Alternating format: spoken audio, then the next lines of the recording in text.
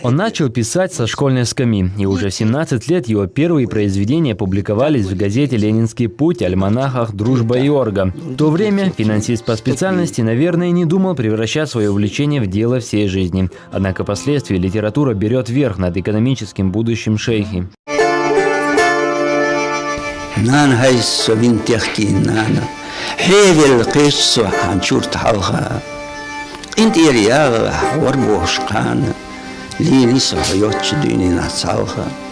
Определившись в профессии, шейхи поступает на филологический факультет Чечено-Ингушского государственного педагогического института.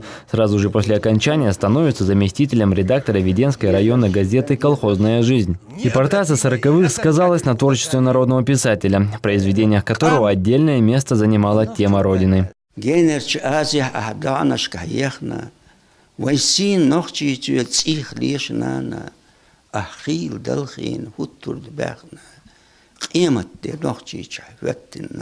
На долю писателя выпали и тяжелые времена 90-х. Трагическую участь родного края шейхи разделил, не покидая республику.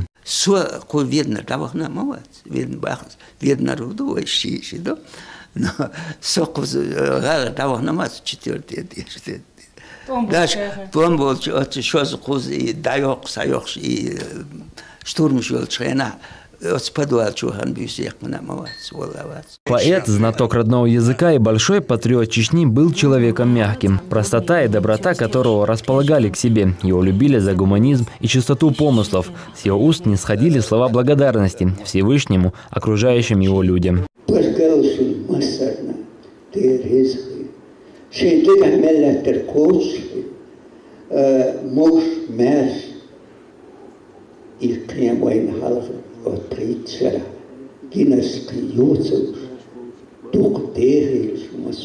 В последние годы жизни шейхи работал старшим преподавателем кафедры чеченской литературы и фольклора ЧГУ, автор поэтических сборников «Утро в горах», «Родник любви», «Выбор судьбы», «Новый день». Не переставал писать и будучи больным. Народного писателя Чеченской Республики не стало 14 марта 2012 на 82-м году жизни.